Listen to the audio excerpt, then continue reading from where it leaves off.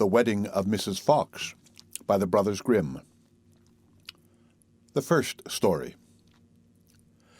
There was once upon a time an old fox with 9 tails who believed that his wife was not faithful to him and wished to put her to the test. He stretched himself out under the bench, did not move a limb, and behaved as if he were stone dead. Mrs. Fox went up to her room, shut herself in, and her maid, Miss Cat, sat by the fire and did the cooking. When it became known that the old fox was dead, suitors presented themselves. The maid heard someone standing at the house door knocking. She went and opened it, and it was a young fox who said, "What may you be about, Miss Cat?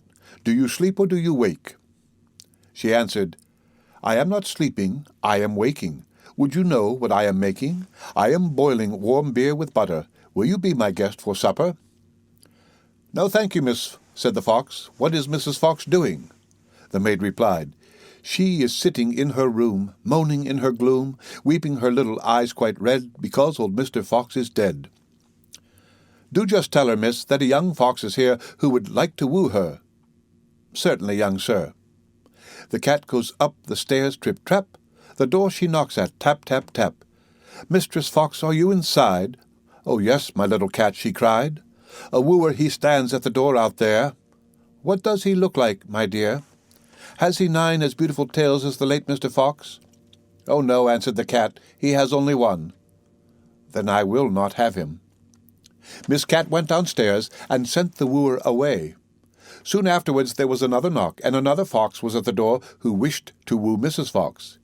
He had 2 tails, but he did not fare better than the first.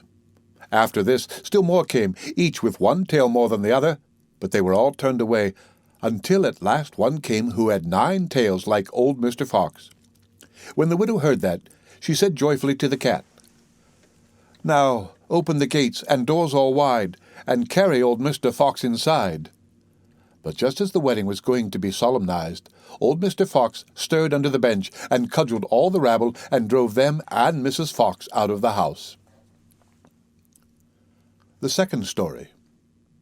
When old Mr. Fox was dead, the wolf came as a suitor and knocked at the door, and the cat, who was servant to Mrs. Fox, opened it for him. The wolf greeted her and said, "Good day, Mrs. Cat of Carewit. How comes it that alone you sit? What are you making good?" The cat replied, "In milk I'm breaking bread so sweet. Will you be my guest and eat?" "No, thank you, Mrs. Cat," answered the wolf. "Is Mrs. Fox not at home?" The cat said, "She sits upstairs in her room, bewailing her sorrowful doom, bewailing her trouble so sore, for old Mr. Fox is no more." The wolf answered, "If she's in want of a husband now, then will it please her to step below?" The cat runs quickly up the stair, and lets her tail fly here and there, until she comes to the parlour door, with her 5 gold rings. At the door she knocks. "Are you within, good Mistress Fox? If you're in want of a husband now, then will it please you to step below?" Mrs. Fox answered, "Has the gentleman red stockings on, and has he a pointed mouth?" "No," answered the cat. "Then he won't do for me." When the wolf was gone came a dog, a stag, a hare, a bear, a lion, and all the beasts of the forest, one after the other. But one of the good qualities which old Mr. Fox had possessed was always lacking, and the cat had continually to send the suitors away. At length came a young fox. Then Mrs. Fox said, "Has the gentleman red stockings on, and has a little pointed mouth?" "Yes," said the cat, "he has." "Then let him come upstairs," said Mrs. Fox, and ordered the servant to prepare the wedding feast. "Sweep me the room as clean as you can. Up with the window fling out my old man.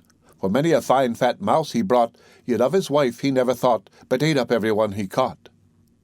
Then the wedding was solemnized with young Mr. Fox, and there was much rejoicing and dancing, and if they have not left off, they are dancing still.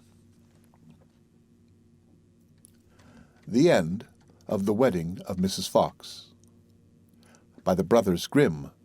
Read by Rick Kishner for Lit2Go on the web at fcit.usf.edu.